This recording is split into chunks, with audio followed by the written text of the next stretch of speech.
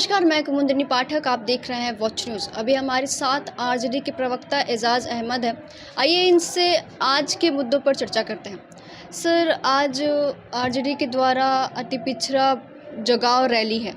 इस कार्यक्रम का मुख्य उद्देश्य क्या है? अति पिछड़ा का विकास या सिर्फ एक राजनीतिक एजेंडा सेट करना? देखिए, अति पिछड़ा जगाओ तेजस्वी सरकार बनाओ मुहिम के तहत आज मिलर हाई स्कूल मैदान में अति पिछड़ा प्रकोष्ठ के प्रदेश अध्यक्ष अरविंद साहनी जी की अध्यक्षता में कार्यक्रम हो रहा है। इसका सबसे बड़ा मकसद ये है कि जो 65% आरक्षण की व्यवस्था की गई थी और इसको 9वीं अनुसूची में शामिल करवाने के लिए महागठबंधन सरकार के द्वारा कैबिनेट से प्रस्ताव भेजा गया था केंद्र सरकार के पास।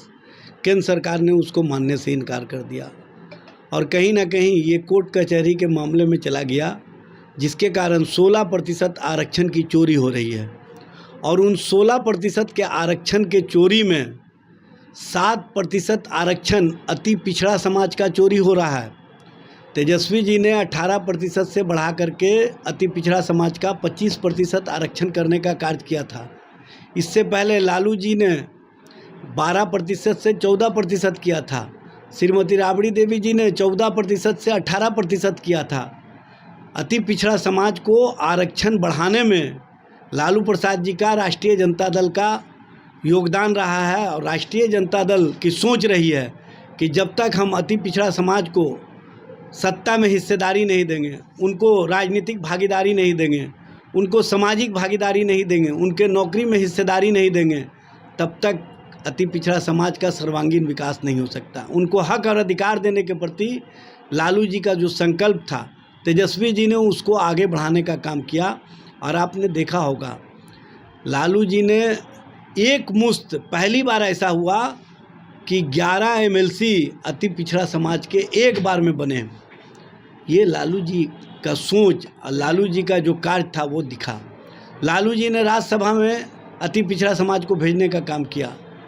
जो मंत्रिमंडल है उसमें अति पिछड़ा समाज को हिस्सेदारी दी, बोर्ड निगम में हिस्सेदारी दी। और सबसे बड़ी बात यह है कि जो आर्थिक रूप से सबल बनाने के लिए कार्यक्रम चलाया गया, उसमें अति पिछड़ा समाज को जो लोन देने की सुविधा थी उसको आसान किया गया।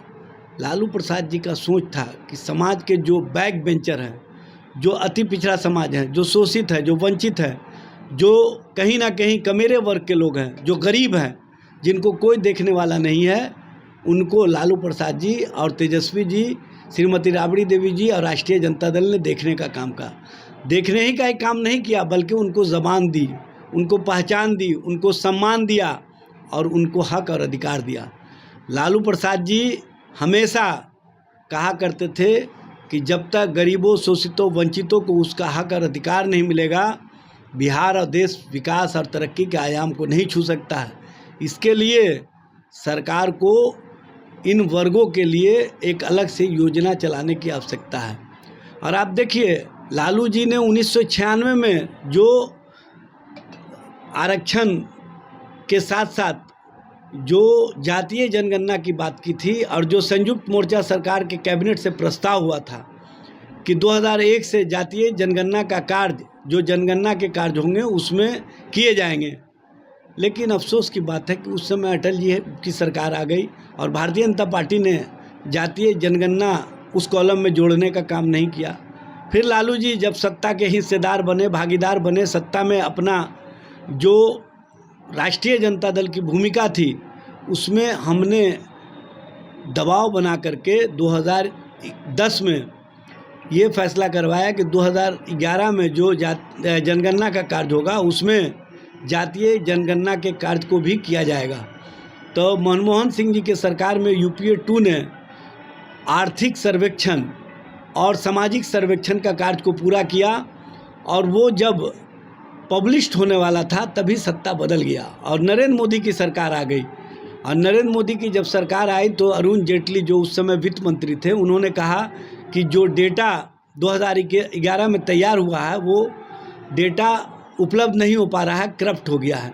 तो इस तरह से बहानेबाजी करके जो भारतीय जनता पार्टी नहीं चाहती थी कि जातीय जनगणना के कार्य हो, उसको तेजस्वी जी ने दबाव बना करके बिहार में जातीय गणना करा करके एक नज़ीर के रूप में 1931 के बाद पहली बार आंकड़ों के साथ बिहार से जो हमने जातीय गणना कराया उसके आधार पर आरक्षण की व्यवस्था को बढ़ाने का किया काम, और 65% आरक्षण की व्यवस्था बढ़ा करके बिहार कैबिनेट से प्रस्ताव भेजा केंद्र सरकार के पास कि इसको 9वीं अनुसूची में शामिल किया जाए, लेकिन शामिल नहीं किया गया।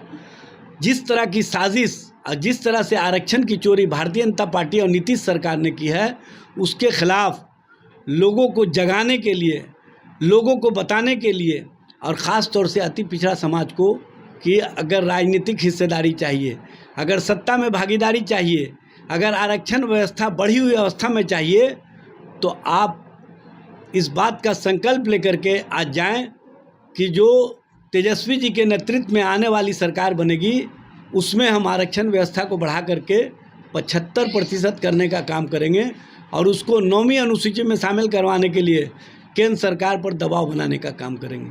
इसके लिए हम लोग मुहिम चला रहे हैं, और इसी के लिए अति पिछड़ा जगाओ तेजस्वी सरकार बनाओ मुहिम के तहत आज अति पिछड़ा समाज के लोग इस बात का संकल्प लेंगे कि बिहार में जो परिवर्तन की राजनीति में सभी लोग तेजस्वी जी के साथ खड़े हैं, उसमें अति पिछड़ा समाज अपनी महती भूमिका निभाएगा, और अति पिछड़ा समाज की जो भागीदारी होगी, जो हिस्सेदारी होगी, वो सत्ता परिवर्तन में कहीं ना कहीं बिहार और बिहार की राजनीति के लिए एक नए आयाम को जोड़ने का काम करेगा। ये है तेजस्वी जी का संकल्प, और उसी संकल्प को कहीं ना कहीं अति पिछड़ा समाज ने महसूस किया है।